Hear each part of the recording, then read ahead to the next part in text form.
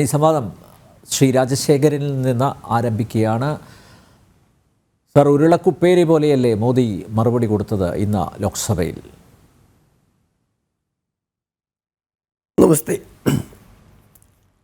ഉരുളക്കുപ്പേരി എന്ന് പറയുന്ന അംശം തീർച്ചയായിട്ടും ഉണ്ട്. നരേന്ദ്രമോദിയെപ്പോലെ നാക്കിനും വാക്കിനും ശക്തിയുള്ള ഒരു ദേശീയ നേതാവിൻ്റെ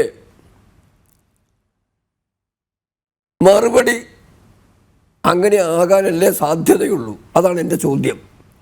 അതിനപ്പുറം ഉരുളക്കുപ്പേരി എന്നുള്ള ഭാഗം അങ്ങോട്ട് തൽക്കാലത്തേക്ക് മാറ്റിവെച്ചാൽ പോലും 2047-പ്പുറം വികസിത ഭാരതത്തിലേക്കുള്ള യാത്രയുടെ ലക്ഷ്യം 24/7/2047.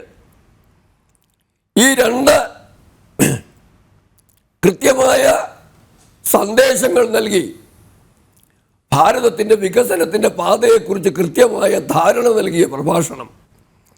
2014 ഭാരതം എവിടെ നിൽക്കുകയായിരുന്നെന്നും അവിടെ നിന്ന് എവിടെ എത്തിയെന്നുള്ളതിനെക്കുറിച്ചും കൃത്യമായ പ്രഭാഷണം. അത് കഴിഞ്ഞ് 2047 വികസിത ഭാരതത്തിലേക്കുള്ള വഴിയൊരുക്കുമ്പം എവിടെ ചെന്ന് നിൽക്കണമെന്നും അതിന് പ്രതിപക്ഷം ഉൾപ്പെടെയുള്ളവർ അവസാനത്തെ ഭാഗത്ത് അതും പറയുന്നുണ്ട്. നിങ്ങൾ അധികാരത്തിലുള്ള സംസ്ഥാനങ്ങളിൽ സകാരാത്മകമായ മത്സരമാകട്ടെ, ജനസേവയ്ക്കുള്ള മത്സരമാകട്ടെ, ആ മത്സരത്തിലൂടെ ഭാരതത്തിൻ്റെ വികസനത്തിൻ്റെ പുതിയ ചരിത്രം സൃഷ്ടിക്കാം എന്ന് നരേന്ദ്രമോദി പറയുമ്പം ഞാൻ ഒറ്റവാചകത്തിൽ പറഞ്ഞാൽ അദ്ദേഹം പറയാൻ ഉദ്ദേശിച്ച കാര്യങ്ങൾ പറഞ്ഞു, ജനങ്ങൾ പ്രതീക്ഷിച്ച കാര്യങ്ങൾ പറഞ്ഞു.